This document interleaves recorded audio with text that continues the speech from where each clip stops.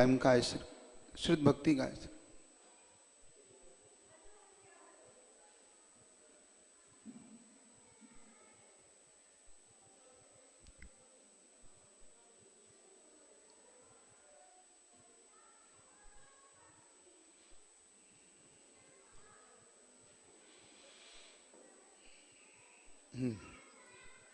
ओकारं बिंदु संयुक्तं नित्यं ध्यायन्ति योगिना कामदं मोक्षदं चैव ओंकाराय नमो नमः।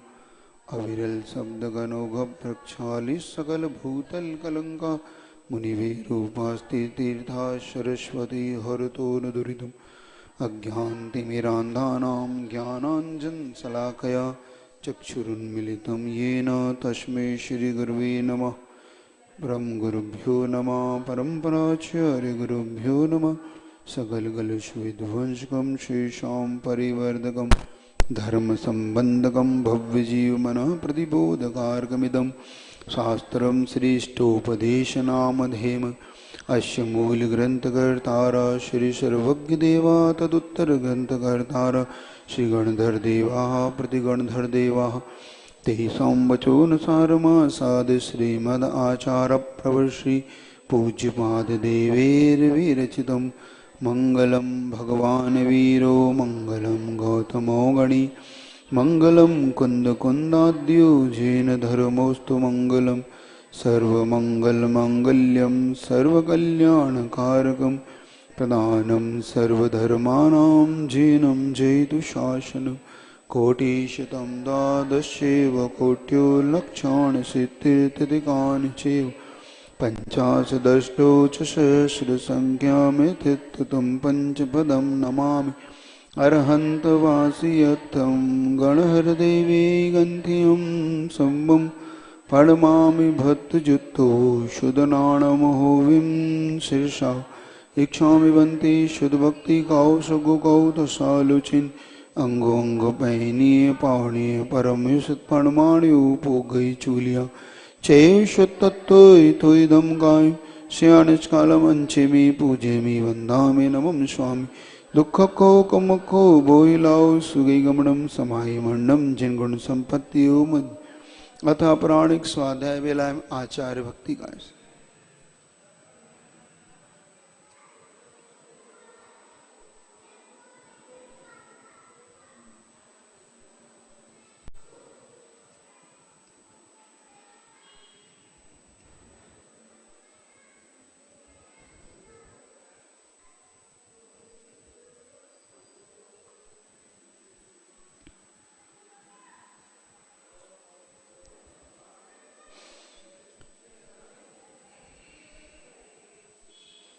सृज्जलधिपारिगेभ्यः स्वपरमति विभावना पटुमतिभ्य सुचरिततपोनिधिभ्यो नमो गुरुभ्यो गुणगुरुभ्यो छत्तीस गुण समज्ञे पंचविहाचारकरण संदर्शे शिष्यानुग्कुशले धम्मायिरी सदा वन्दे गुरुभक्ति संयमेनया तरन्ति संसाय सायरं घोरं छिन्नति अट्टकमं जम्मर्मणं न पावेन्ति ये नित्यं बत मंत्र होम निरता ध्यानाग्निहोत्राकुल षट्कर्माभिरपास्तपोधन धना साधुक्रिया साधव शीलप्रावर्ण गुणपर्णा चंद्रार्जते ज्योतिका मोक्षद्वारकपाटपाटन भटा प्रीणन्तु मां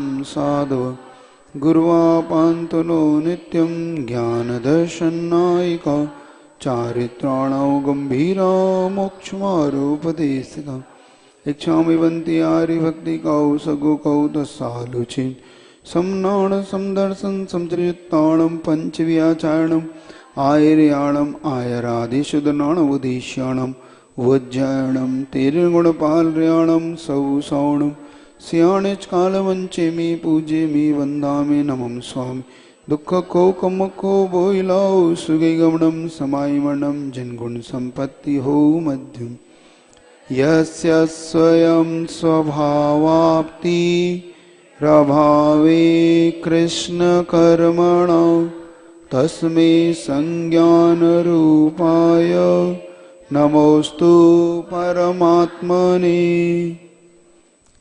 देखो अब ये मुखाग्र करने का ये फायदा हो जाता है। अब भक्तें याद थी आपको तो आपने जल्दी पढ़ ली, अब नहीं याद होती तो आप मुंह देखते एक दूसरे का कि ये क्या पढ़ रहा है, कौन क्या पढ़ रहा है। तो कल से जो लोग नए लोगों के लिए वो कार्ड था ना, वो शायद है, ये मंगवा लेना, वहां रखा तो होगा,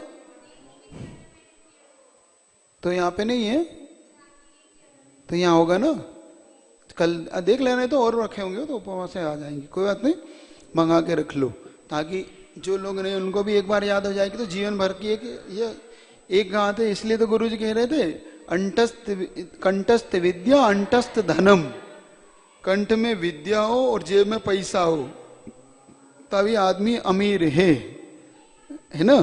चलिएगा, अपन ने अब कल तो क्लास लग नहीं पाई थी, परसों के दिन ये जरूर पढ़ लिया था कि अपन ये आत्मा ध्यान में लगा हुआ योगी जो होता है वो क्या सोचता रहता है, मैं क्या हूं, कैसा हूं, किसके द्वारा हूं, किस कारण से हूं, कहा था। इस प्रकार का विचार न करता अपने शरीर में ही जो खोया रहता है, न आवेती, बिना विशेषण के, बिना विचार किए हुए ही जो इस प्रकार से चिंतन करता है। अथवा इसको अगर थोड़े उससे ले लें अपन कि शरीर के विषय में तो वो ये नहीं सोचता मैं कहाँ हूँ, कैसा हूँ, बल्कि आत्मा के विषय में जरूर चिंतन करता है। मेरी आत्मा क्या है, कब से है, इसका स्वामी कौन है, कहाँ से, इस प्रकार का वो चिंतन करता रहता है। अब आगे वो कहते हैं जब उसका चिंतन और बढ़ता है तो किस प्रकार का अन्य चेष्टाओं से रहित होता हुआ, किस प्रकार से अगर नहीं चिंतन करता है तो आखिर वो क्या करता है। संसारी प्राण दो प्रकार से इस गाथा का भाव को अपन आप समझेंगे। पहले उसका उच्चारण करेंगे, गाथा नंबर 43, ठीक। प्रश्न नंबर आपके इस पे 91 होगा, 91, ठीक है, निकालिए गाथा नंबर 43, 43। यो यत्र निवसन्नास्ते सत्र कुरुते रतिम, यो यत्र रम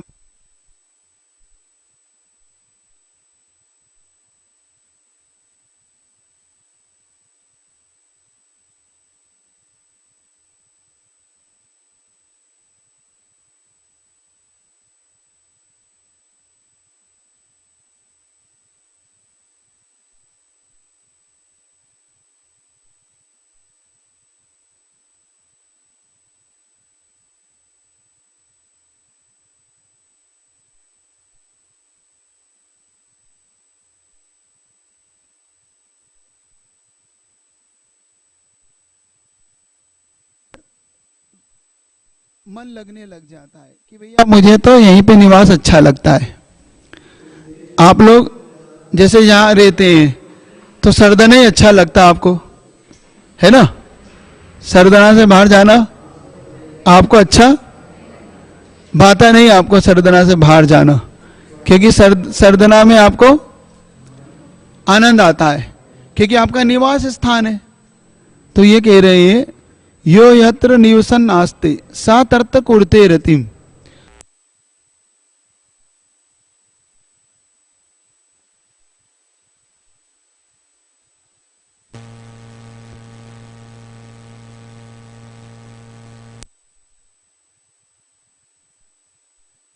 गया तो वही उसे आनंद आ रहा है। और यो यत्र रमते तस्मात्, अब वो जहां रम गया अन्यत्र सा न गच्छति, वो अन्य जाना नहीं चाहता, है ना। समझ में आ रही बात आपको। पहली बात तो निवास का, वहां पे उसका जो निवास स्थान है वहां निवास करने लगा। दूसरा वहीं पर वो रमने लगा। अब रम गया तो वहां से वो हटना नहीं चाहता, वहीं पर वो रहना चाहता है कि मुझे तो यही अच्छा लगता है, मैं तो इसलिए कहीं भी जाना नहीं चाहता हूं, मैं तो यहीं रहना चाहता हूं। लेकिन हमें नहीं रमना था तो हम बिहार कर गए। हमें निर्वास भी नहीं करना ना, ना हमें वहां रमना, एक जगह पे थोड़ी रमना, अपने को शब्द रमना, क्योंकि बहता पानी रमता जोगी, रुकी तो गंदला होए। पानी अगर बहता रहे तो ठीक, और रोगी योगी है ना, योगी घूमता रहे तो ठीक, और रुके तो गंदला होए। पानी भी रुक जाए तो वहां पे कुछ ना कुछ काई जमने लगती है, जमने लगती, गंदा पानी नहीं गंदा होने लगता। और योगी जहां रुकने लग जाता है तो मठ बनने लग जाते, मठ बनने लगे उसका वहीं खाने पीने की सारी सुविधाएं सब कुछ वहीं वहीं होने लगे। तो यहाँ पे अलग अलग तरीके से अपन समझने का पुरुषार्थ करेंगे। प्रथम, अगर आध्यात्मिक दृष्टि से लेंगे तो इसका भाव कुछ भिन्न निकलेगा, हम सांसारिक दृष्टि से लेंगे तो इसका भाव कुछ भिन्न निकलेगा। अब आध्यात्मिक दृष्टि से लेंगे तो अब देखो, योगी को आत्मा में ही रमने लग जाता है, उसका निवास आत्मा में ही रंगने जाता है, और आत्मा ही वो रमने लग जाता है तो फिर बाहरी विषयों में उसके अच्छा नहीं लगता। यो यत्र निवसन्नाते स तत्र न अन्यत्र गच्छति, उसका मन अब फिर कहीं बाहर नहीं जाता। दो बातें ना, दो चीजें इससे, दो इस गाथा को दो दृष्टि से लगाने का अपन पुरुषार्थ करेंगे। पहली दृष्टि से अध्यात्म दृष्टि से लगा लो, चलो पे मान लो किसी साधक का मन अपनी आत्मा में ही रमने लगा, निवास करने लगा, उसका मन अपनी आत्मा के विषय में ही निवास करने लगा और वहीं पे रमने लगा, क्योंकि निवास करने लगा तो वहीं रमने लगा। जब वो रमने लगा तो अन्यत्र सा न गच्छति, अब उसका मन अन्य विषयों में नहीं जाना चाहता, वो अन्य विषयों को नहीं चाहता। क्यों?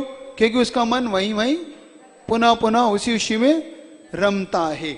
इसीलिए अब दूसरा, अब संसारिक दृष्टि से लगा लो।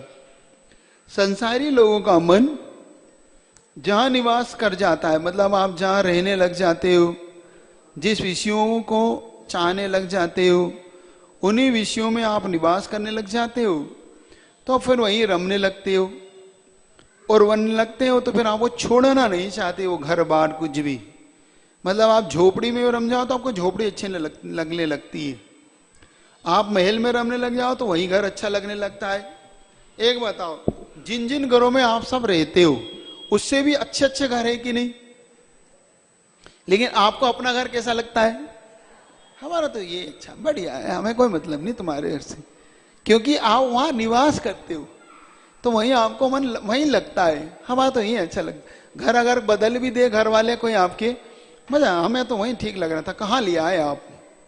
क्योंकि आपको वो स्थान पसंद नहीं आता, क्योंकि आपका मन वह रमने लगा था, अच्छा लगने लगा था। सन्यत्र गाना गच्छति, आप अन्य जाना नहीं चाहते।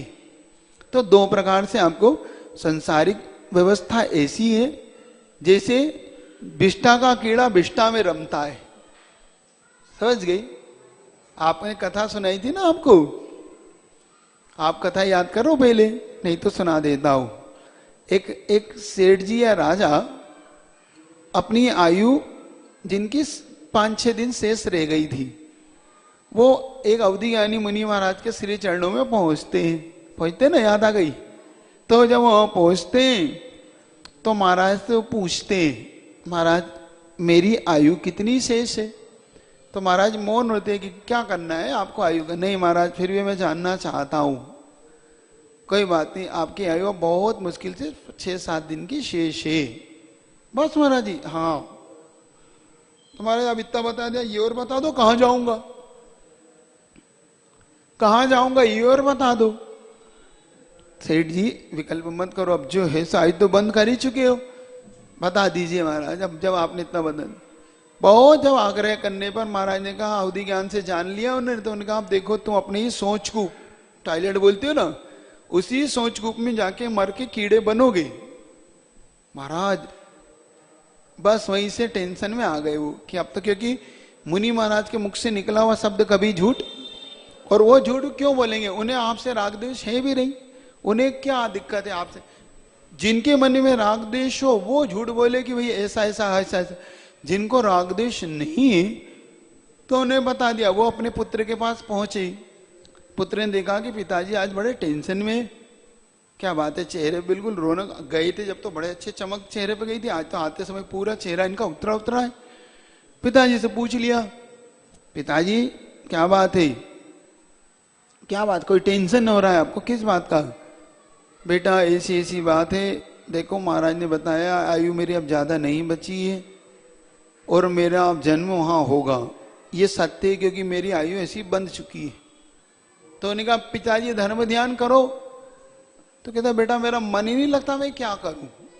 और वास्तव में जिनकी नीच आयु का बंध हो जाता है उसका मन व्रत संयम में लग नहीं सकता, लगता ही नहीं, उनका मन ही नहीं लगता।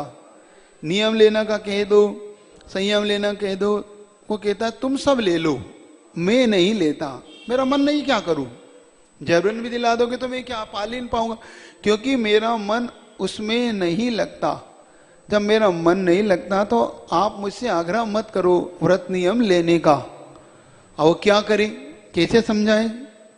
नहीं लिया उसने, बहुत समझाया कि देखो जब अपनी आयु बन गई है, कुछ हो सकता है आकर्षण उपकरण कुछ हो जाए, नहीं मेरा मन लगता है नहीं, इसलिए मैं नहीं लूंगा, मैं तो जब मरना ही है तो मरूंगा। अब देखो ये सब पक्का व्यक्ति भी ऐसी पक्की दृढ़ धारणा बना लेता है अपनी, क्या कितनी पक्की धारणा बना लेता है वो कि परिवार को छोड़ना नहीं चाहता मोह। अब बता पड़ गया था तो कम से कम अब तो अपना उद्धार कल्याण का बात सोचना चाहिए, क्योंकि तिरंच आयु के ही तो बंद किया था उसने, तिरंच भोग में चला जाता है ना, कम से कम वहां विष्टा का कीड़ा तो नहीं बनता, लेकिन उसकी आयु इतनी उसने बांध ली थी। और मुनि महाराज ने जब उसको ऐसे वचन से उसे संबोधित किया था तो वो भी कैसे, लेकिन वो पक्का था, इसलिए उन्होंने नहीं कोई कार्य किया। इसलिए जब जब आपके मन में भाव आए कि मैं कौन सी आयु में जाने वाला हूं, हे भगवान मुझे कैसे पता पड़ेगा, तो बस नियम संयम की ओर लेने का भाव करना। अगर नहीं हो रहा हो, मुनि महाराज समझाने पर भी आपका मन नहीं बन रहा हो, आपको बहुत बहुत कहने पर भी आपको लगता है मैं तो मंदिर भी नहीं जाता, क्योंकि मुनि महाराज ने देख लिया होगा नियम दे दिया तो मेरा क्या होगा, मैं तो नहीं जाता, तो समझो इस आयु का, इस व्यक्ति का, इस जीव का नियम से या तो खोटी आयु का बंध कर लिया है या होने वाला है ना। इसीलिए वो मुनि महाराज के शरण में जाना भी नहीं चाहता। बहुत बार आप देखना, बहुत समझाने पर अरे भैया चलो कम से कम उनसे ज्यादा पास मत जाना, प्रवचन तो सुन लेना बाहर बैठ के, चलो कोई बात नहीं, उनके निकट मत जाओ, आपको नहीं प्रवचन सुनने में क्या दिक्कत, दूर से दर्शन करने में क्या, नहीं हमें जाने ही नहीं, उनके वचन हमारे कान में भी नहीं पड़ना चाहिए, इतने पक्के कठोर हो जाते। इसीलिए लगता है कि या तो इस व्यक्ति ने अपना आयु कर्म बांध लिया है अथवा ये बांधने वाला है। तो अब जब बंध गया और यथा समय जो महाराज के द्वारा मुख से निकला था उस समय उनका मरण हो गया। मरण करने के पश्चात पुत्र को उसने कह दिया था बेटा एक काम करना, मैं मर जाऊं तो कम से कम उस आयु से मुझे छुटकारा दिला देना, तो जब मैं मर जाऊंगा तो कीड़ा बनूंगा, तो ऐसे ऐसे कलर का कीड़ा बनूंगा महाराज ने बताया है, तो कम से कम तू उस जब मैं रहूं तो मार देना ताकि मैं उससे छुटकारा पा जाऊं। कोई बात, मरण हो गया। मरण के पश्चात वो जब पुत्र उनका अंतिम संस्कार करके लौटा तो देखा तो हाँ वास्तव में वो कीड़ा बना हुआ है, देखा तो यही होंगे पिताजी अब यही है पिताजी और क्या विष्टा का कीड़े बने पिताजी। तो उन्होंने डंडे से इसको मारने के लिए जैसे बुझा के वो वापिस चला गया उसमें अंदर, क्या वो वापिस उसी में चला गया, मतलब वो मरना नहीं चाहता, मतलब उसने इतना रम गया उस आयु में। देखो जन्म लेते ही अभी तत्काल में पहले 1 मिनट पहले कुछ कह रहा था कि कम से कम मुझे इस आयु से ऊपर उठा लेना, मुझे बचा लेना, और मरने के पश्चात अब वहां जाने के पश्चात वो मरना। देखो इसीलिए आपको कहा था कि देव गति तिर्यंच गति और तिर्यंच आयु में यही अंतर है। तिर्यंच गति तो अशुभ है, तिर्यंच आयु शुभ है, क्योंकि गति में जाना कोई नहीं चाहता लेकिन जाने के बाद मरना नहीं चाहता। और नरक गति भी अशुभ है, नरक आयु भी अशुभ है, क्योंकि ना जाना चाहता है ना वहां रहना चाहता है, नरक में कोई रहना भी नहीं चाहता और नरक में, और देव गति शुभ भी है और आयु भी शुभ है, मनुष्य आयु शुभ भी है और वहां गति भी शुभ है। इसलिए अंतर को समझ में आया आपको। इसलिए आचार्य महाराज ने कहा, जब उसने बार बार पुरुषार्थ किया उस व्यक्ति ने, तो उस कीड़े के भांति वो बार बार उसी में प्रवेश कर जाता था और वो निकलना नहीं चाहता था। इसलिए इससे लगता है कि कोई व्यक्ति एक जगह जहां रम गया, जो उसे भा गया, वो वहीं पर पुनः पुनः उसी को चाहता है, उससे निकलना नहीं चाहता, उससे ऊपर उठना नहीं चाहता। जैसे आप लोग है, आप लोग को बस जहां रम गए हो, जिस सरदना को उसे छोड़ने का भाव करते ही, महाराज मत छोड़ो, मतलब हमें भी और रोको, खुद तो निकलो नहीं है, खुद तो निकलना नहीं है कि महाराज कम से कम चलो। अब जब हमें आप ही जा रहे हो तो हम क्या करेंगे यार के, लेकिन नहीं, आप मत जाओ, आप भी यहीं रहो, ताकि हम भी रम गए, आप भी रमो क्या आप भी रमो, हम भी रम गए। नहीं, रमने का मतलब यहां से रमो क्या। इसलिए ध्यान रखो, इन विषयों से ऊपर उठने के लिए उन स्थानों को छोड़ देना चाहिए। आचार्य महाराज इसलिए कहते हैं कि जिन जिन स्थानों से जरा सा भी अटैचमेंट होने लगे, उन स्थानों को छोड़ दो। तभी इसीलिए पूरे भारत में भ्रमण करने की आज्ञा है मतलब साधकों को, कि साधक इन चीजों से अगर ऊपर उठना चाहता है तो नियम से वो एक स्थान पे ना रुके, एक स्थान पर न रुकेगा तो नियम से वो मठ बना लेगा, परिचय कर लेगा, और परिचय करने का ये हो जाएगा कि फिर राग द्वेष होने लगता है। परिचय होते ही यही होता है क्या, जब तक परिचय नहीं है तब तक राग द्वेष भी, और जहां परिचय हुआ वह नियम से राग द्वेष हुआ। बस महाराज तो उन्हें ही चाहते हैं, महाराज तो उनसे ही बातें करते हैं, महाराज तो उनके ही हार के लिए जाएंगे, हमें पता था। उनकी एक ही धारणा, पक्की धारणा बनती है, क्योंकि और बिना परिचय के आए थे, जब चले गए, जब कुछ नहीं कहा, क्योंकि अब किसी को मालूम थोड़ा था कि वो परिचित थे। ये तो ये धारणा पक्की हो जाती है राग द्वेष की, होता ही है, देख लेना, नियम से राग द्वेष वहां होने लगेगा। जहां जितना ज्यादा रुकना होगा उतना ज्यादा राग द्वेष होगा। राग द्वेष से बचने का एक ही साधन है, उस स्थान को छोड़ते चले जाओ। आगे आगे अपने आप व्यवस्थाएं बनती चली जाती है। व्यक्ति नए नए व्यक्ति होते हैं, नए नए कार्य होते हैं, वह आगे बढ़ते जाओ, तो ना राग ना कोई द्वेष, फिर बढ़ जाओ आगे, फिर आगे, जब तक कुछ दिन रुके फिर आगे बढ़ गए, फिर कुछ दिन रुके फिर आगे बढ़ गए। अब उससे कोई राग, उसको राग है तो वो आएगा द्वेष होगा तो छोड़ देगा। आपसे राग, उसका राग तो, क्योंकि तुम्हारा राग तो उद्धार का कारण है, अब उनके लिए वीतरागता ही उद्धार का कारण। तो आचार्य महाराज कहते हैं उन चीजों से ऊपर उठने के लिए नियम से वह स्थान छोड़ दो। तो अगर उस स्थान में आपका आवास रहने लग जाओगे, वही स्थान में प्राप्ति करोगे, प्रीति करोगे, रमोगे, तो अन्यत्र जाने की इच्छा नहीं होती, नहीं जाता भी नहीं, छोड़ता भी नहीं है।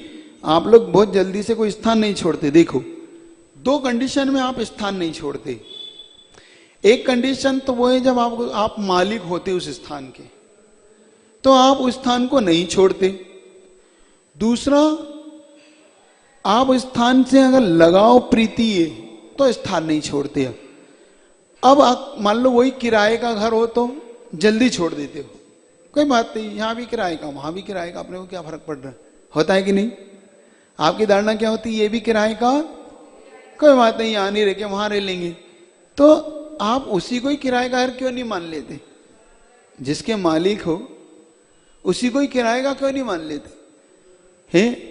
जब आप उस किराए का घर मान लोगे तो फिर आपको दुख नहीं होगा। दुख कब होता है, एक घटना आपको बताई थी। तीन चीजें होती है, जैसे मान लो आपके परिवार में 3 सदस्य हैं, मान लो, है ना। तो दादाजी है, घोड़ा है और उनका पोता है, तीन लोग हैं। तो जब तक दुख नहीं था, जब तक तीनों अलग अलग थे, लेकिन दादाजी का घोड़ा है और दादाजी का पोता है, अब दुख का कारण है क्या?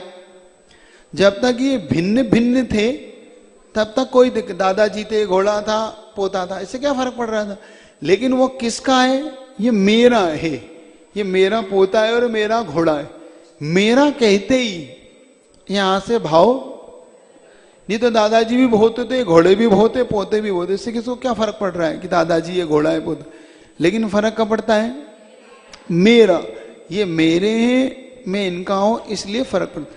इसीलिए यहां पर महाराज कह रहे हैं कि जब आप उसको अटैचमेंट के रूप में स्वीकार कर लेते हो कि ये सब मेरे हैं, ये सब मुझसे भिन्न नहीं है, और यही सबसे बड़ी अज्ञानता है। ये सबसे बड़ा कारण है अज्ञानता का। क्या अज्ञानता का कारण क्या है? जब आप उसे मेरा कहते हो, क्या समझ रहे हो कि नहीं? किनके लिए? पंच परमेष्टि को छोड़ के कह रहा हूं है ना, आपके लिए। क्योंकि अब फिर आप वही बात करोगे, अभी तो आपने कुछ दिन पहले तो बताया था ये भगवान किसके हैं? मेरे। अब आप कह रहे हो महाराज जी मेरा कह नहीं। जब व्यवहार दशा में आप हैं, तो जब श्रावक व्यवहार दशा में इन सबको अपना कहता है, किनको? पंच परमेष्टि को, कि ये सिद्ध भगवान मेरे, ये अरिहंत भगवान मेरे, ये आचार्य परमेष्टि मेरे, ये उपाध्याय परमेष्टि, ये मुनि परमेष्टि मेरे, तो इनको मेरा। लेकिन जब आप इससे भिन्न जड़ वस्तु, जैसे घर है, मकान है, दुकान है, इनसे भिन्न वस्तु रुपया है, पिता है, पुत्र है, भाई है, बहन, इनको जब आप मेरा कहने लग जाते हो तो ये मोह का चिन्ह है। किसका चिन्ह है ये मोह का चिन्ह है। और पंचमदृष्टि को कहना मोह से ऊपर उठने का चिन्ह है। क्या? क्योंकि अपन पढ़ के आए अज्ञानोपास तिरज्ञानम ज्ञानम ज्ञानी, बोलो ना, समाश्रया, बोलो तो, या याद किया हो तो बोलो, अज्ञानोपास तिरज्ञान। क्योंकि अज्ञान के पास अज्ञान देता है और ज्ञानी ज्ञान देता है। इसलिए अगर जड़ की संगति करोगे तो जड़ बुद्धि बनोगे, और विद्वत्ता की संगति करोगे तो विद्वान बनोगे। समझ रहे कि नहीं? जो लोग जड़ यानी अज्ञानी की संगति करते हैं वो नियम से अज्ञानी बनते हैं। क्योंकि आप देखना, जो बच्चे लोग अलग अलग स्कूल में अलग अलग मित्र बनाते हैं, तो कुछ लोग जड़ बुद्धि को मित्र बनाते हैं, क्योंकि उनकी पूरी गोष्ठी ऐसी बनती है। बुद्धिमान बुद्धिमान से दोस्ती कर लेता है और बुद्धूराम बुद्धूराम से दोस्ती कर लेता है।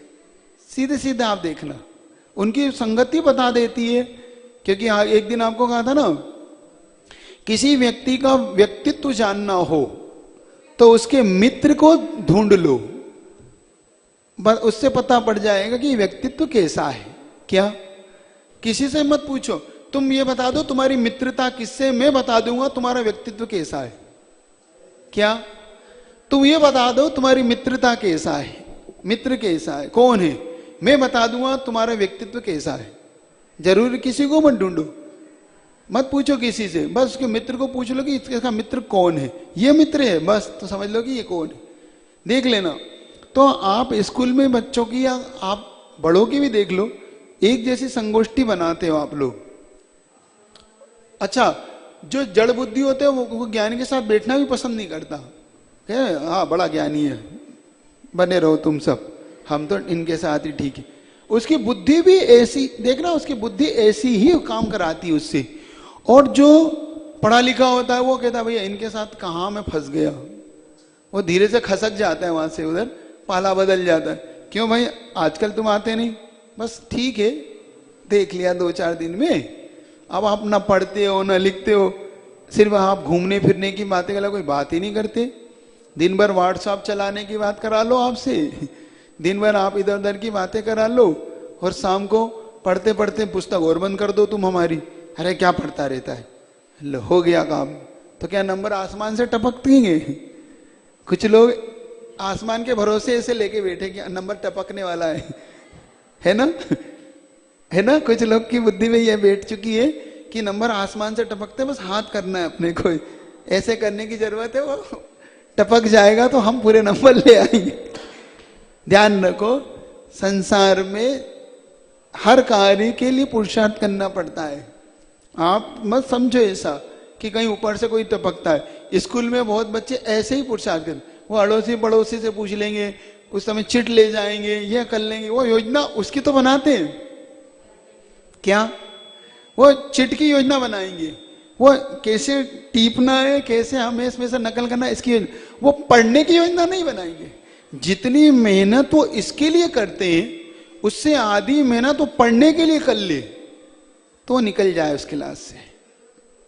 आप सब पढ़े लिखे तो है ना, तो आप लोग स्कूल भी गए होंगे, तो आपने याद करो वो दिन आपके जब आपने पढ़ेंगे लिखे होंगे, जब आपने क्या किया होगा, आपने किस लोग की संगति की होगी, तो आपके कैसे नंबर आए होंगे। ठीक है कि नहीं, ठीक है ना, आप याद करो, आपको सब याद आएगा, तो आपको लगेगा कि हाँ बात बिल्कुल सही है।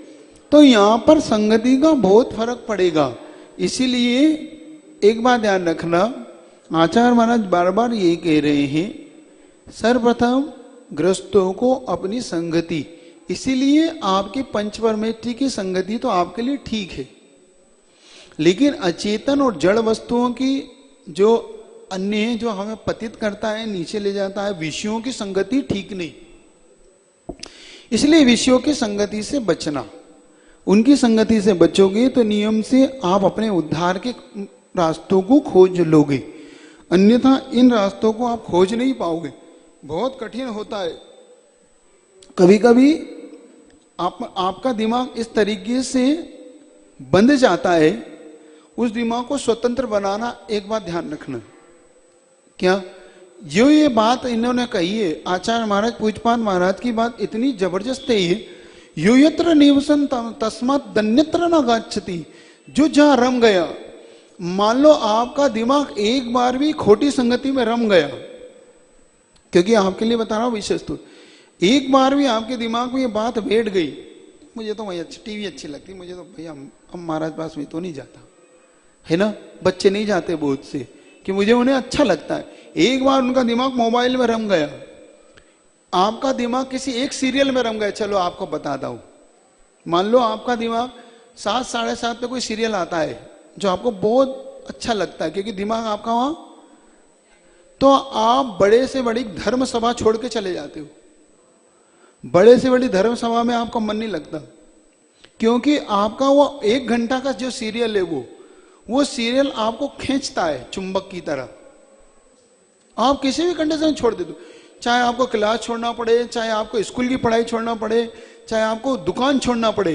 और इसका एक ज्वलंत उदाहरण देता हूं, जब रामायण चली थी, रामायण 20 साल पहले चली थी, वो जब पैदा ही नहीं तो कुछ लोग तो वो बुजुर्ग होंगे बेचारे, बूढ़े ठूढ़े से होंगे, है ना, है 70-80 साल के होंगे, अब याद थोड़ी होने, अब पैदा होके पुनः 20 साल के न्यू उनका न्यू हुआ है।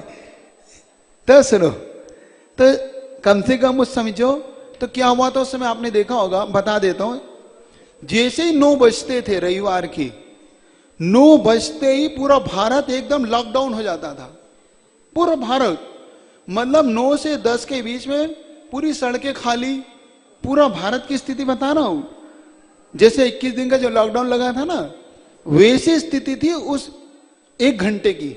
अच्छा, उन्होंने वो नहीं देखा तो कौन बना करोड़पति तो देखा ही होगा, कौन बना करोड़पति जब शुरू में चला था, उस समय ही पूरे भारत की ये स्थिति थी।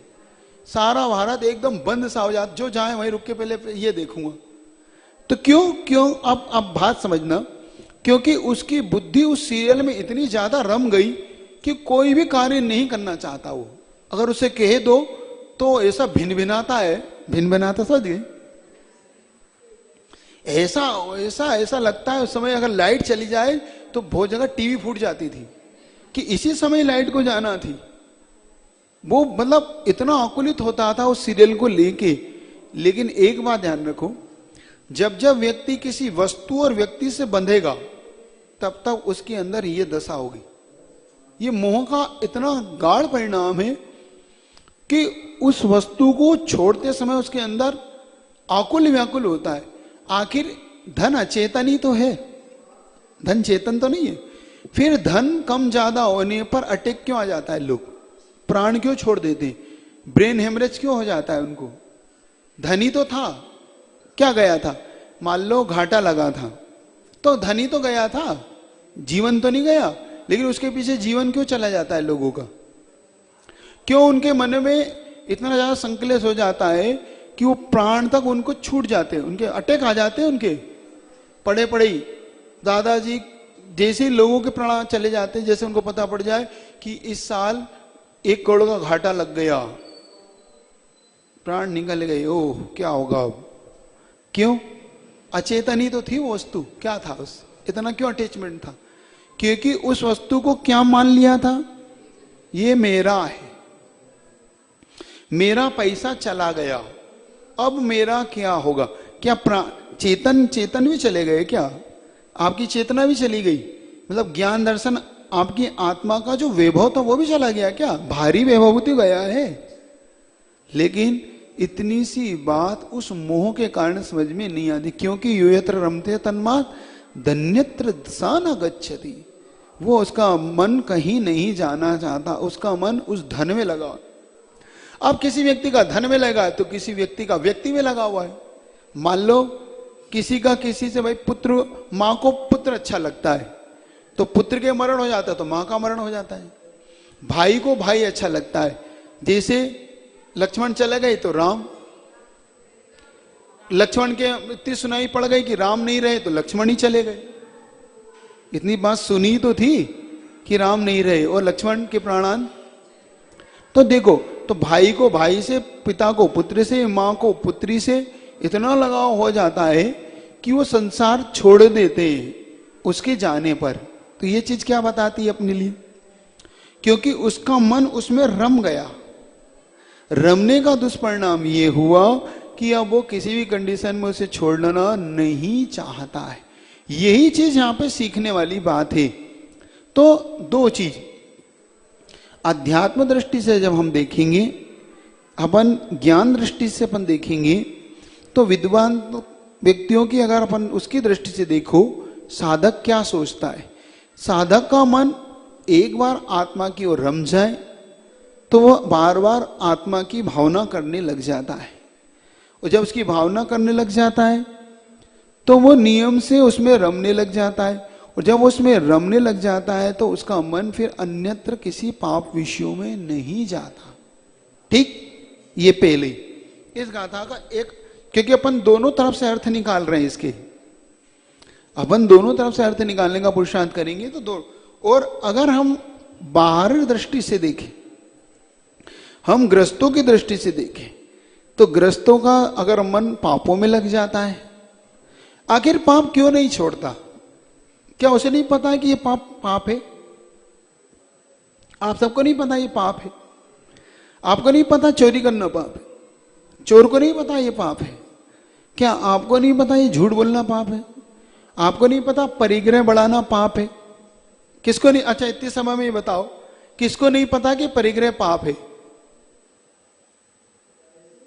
नहीं पता? आप सबको पता है? पता है, पक्का पता है परिग्रह पाप है? कितने लोगों ने छोड़ दिया है? पाप कम करा दुकानें, बंगले, गाड़ियां हैं, इनसे जिनसे आप परिग्रह उत्पन्न होता है आपका, मान लो खेती है, बहुत बड़ी आपकी दुकान है, मार्केट है, ये है वो, ये कम करने का भाव होता है कि नहीं? महत्वपूर्ण ये है। क्या महत्वपूर्ण? क्या है? हमारे अंदर इन पापों से ऊपर उठने का भाव होता कि नहीं होता? परिग्रह सबको पाप पता है, लेकिन सबसे ज्यादा हम उसी पाप को चाहते हैं, उसी परिग्रह को हम चाहते हैं कि पास नहीं हो। जरा हाथ खड़ा करना कि मैं नहीं चाहती। कौन नहीं चाहता कि मेरा बैंक बैलेंस करोड़ों अरबों का हो जाए महाराज? बस ऐसा आशीर्वाद दे दो कि अरबों का हो जाए। कौन नहीं चाहता? सच्चा। इसका मतलब आप जानते हुए भी उस परिग्रह को चाहते हो। तो ये चाहना क्या बता रहा है? यो यत्र रमते तस्मात् धन्यत्र सा न गच्छति। क्योंकि आप रम गए हो तो रमने से आपका वहां पे रति हो गई। क्या हो गई? आपको वो परिग्रह भाने लगा, अब वो पाप नहीं लगता, वो अब अच्छा लगता है। अगर 4 चीजें विशेष आ जाए तो और अच्छा लगता है। 4 चीजें कहीं से आ जाए, कोई अपने को दे जाए, कहीं से हमें उत्पत्ति हो जाए, तो हमें बहुत अच्छा लगता है। विशेष तौर से आशीर्वाद लेने और आते हो आप। महाराज जो दुकान थी ना वो किराए की थी, वो अपनी हो गई, आशीर्वाद दीजिए। के पाप को और लाद रहे हो और महाराज से आशीर्वाद और ले रहे हो। आते हैं कि नहीं उस दिन? विशेष चेहरे पे आपकी खुशी प्रकट होती है। महाराज आपके और ये और एक चीज और, आपके आशीर्वाद से वो दुकान अपनी हो गई, मतलब हमें और घसीटो, मतलब हमारा आशीर्वाद इसमें और लगा लो, ताकि महाराज देखो आपका आशीर्वाद है ना, तो आप भी अब भागी हो, आप भी हमारे परिग्रह में पूरे के भागी हो, क्योंकि आपके आशीर्वाद से तो हुई है? हाँ, वही तो कह रहे थे लोग कि महाराज आपके आशीर्वाद से उसकी शादी का रिश्ता हो गया। शादी तो वाह भाई, तभी तो मैंने कहा मैं अपनी तो करा नहीं पाया तुम्हारे, और तुम मेरे आशीर्वाद से कह रहे हो इनका और हो गया, तो मुझे क्यों लपेट रहे हो? बताइए दे ना भाई, राम अपनी तो ढूंढ नहीं पाए, हनुमान जी के पास जाओ, राम के पास क्यों जा रहे हो? वो अपनी सीता तो खोज नहीं पाए, हनुमान ने तो उन्हें खोज के दी कि लंका में है ना। वो किस्सा याद रखना। ये तो वो क्या देगा जो स्वयं के पास नहीं है। इसलिए फिर भी आपको बताया था, लोक व्यवहार में ऐसा कहता है व्यक्ति, क्योंकि जैन दर्शन अनेकांत का समर्थक है, शादवाद को जानता है, तो शादवाद की अपेक्षा से ऐसा कहने में आ जाता है कि बस भगवान आपकी अनुकंपा है, भगवान की कृपा से सब ठीक है, महाराज आपके आशीर्वाद से हमारा सब कुछ जीवन ठीक चल रहा है। क्योंकि वो अपने ऊपर उसको लेना नहीं चाहता, कर्तापना नहीं करता। ये कर्तापना की बुद्धि से ऊपर उठने का सबसे अच्छा श्रेष्ठ है। बड़ों पे डाल दो, कोई अच्छा कार्य हो जाए जीवन में, हमेशा बड़ों पे डाल दो कि बस हाँ आपके आशीर्वाद से हो, आपकी कृपा से हो, हमारी तो क्या थी, सब आपके। ये कहलाता लोक व्यवहार।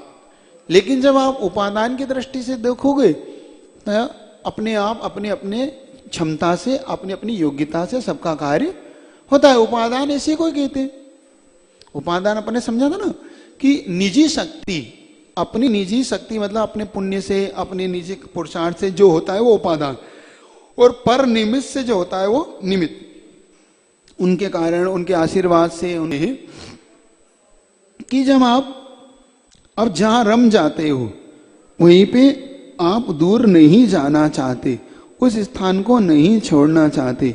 वर्तमान में एट प्रेजेंट में आप जैसा कोई कार्य कर लेते हो तो सबसे बड़ा उसके प्रति कारण है राग कुर्ते रतिम। क्या? इसलिए रति का, इसीलिए आचार्य महाराज ने एक बहुत अच्छी बात कही थी कि जब समय सार में कुंद महाराज साधक को पंच परमेष्टि भी परिग्रह क्यों बताते? अब इस पे सोचना। क्या पंच परमेष्टि भी परिग्रह कब हो जाते हैं? 2 चीज बता, एक चीज समझने का पुरुषार्थ करिएगा। क्या पंच परमेष्टि परिग्रह है? अब आपकी दृष्टि से बताए, मेरी दृष्टि से मत सोचो, आप अपनी दृष्टि से सोच के बताओ, क्या पंच परमेष्टि परिग्रह है? ग्रंथ है, ग्रंथी है, परिग्रह क्या है? वो परिग्रह देवशास्त्र गुरु परिग्रह नहीं। लेकिन समय सार में क्यों कहा जा रहा है उनको कि ये परिग्रह है आपके लिए ना, इनको भी भुला दो? नहीं, ये निश्चय की दृष्टि से कह रहे हैं, व्यवहार दृष्टि से नहीं कह रहे। इसमें निश्चय दृष्टि ये है कि जब तुम ध्यान में बैठ चुके हो, कौन से ये किसके लिए कहा परिग्रह? साधक के लिए जो निश्चय में बैठा हुआ है, जो ध्यान में बैठ चुका है, जो ध्यान में बैठ गया, उससे हम कह रहे हैं मेरा भी मोह छोड़ दो। अपन ने आचार्य ज्ञान सागर जी महाराज की समाधि का प्रसंग पढ़ा था ना, जिसमें पूज्य गुरुदेव से जब प्रश्न किया था किसी ने कि आचार्य ज्ञान सागर जी की समाधि हुई थी तब आपको क्या लगा था मन में? कोई दुख हुआ, कोई शोक हुआ आपको? ऐसे मोह मत करो मोक्ष मार्ग में। क्या? गुरु की आज्ञा से तो मोह करो, गुरु की आज्ञा से तो मोह करो, गुरु की आज्ञा का पालन पूरा करो। जैसे आचार्य महाराज अपने गुरु की आज्ञा आज भी पालते हैं, आज भी ज्ञान सागर जी महाराज के दिए हुए उस मार्गों को आज भी अनुसरण करते हैं, उनकी आज्ञा का सिरोधार्य आज भी करते हो। आज भी यही कहते हैं कि बस मेरे गुरु की आज्ञा इसलिए मैं कर रहा हूं कि गुरुकुल बनाना है, तो मैं पाल रहा हूं, गुरुकुल बना रहा हूं। गुरु की आज्ञा थी कि इस प्रकार से जनता को आशीर्वाद में इस वचन देना तो देता हूं, इत की बात सोचता हूं। किसकी आज्ञा थी? ज्ञान सागर जी महाराज की, कि जितना हो सके अपने लिए करना, से समय बचे तो आत्म कल्याण के साथ साथ पर के कल्याण की भी भावना रखना, उन्हें भी निराश मत करना। कोई आए तो उन्हें हित का मार्ग देना, उन्हें अपना लेना। क्या कर लेना? उन्हें अपना लेना कि उनका भी कल्याण, ऐसे उनको भगा मत देना, चलो बाकी भी आत्म कल्याण का मार्ग खुल जाएगा। ये है ज्ञान सागर। तो ये आज्ञा, अब देखो गुरु से मोह नहीं है, लेकिन उनकी आज्ञा से जरूर मोह करो।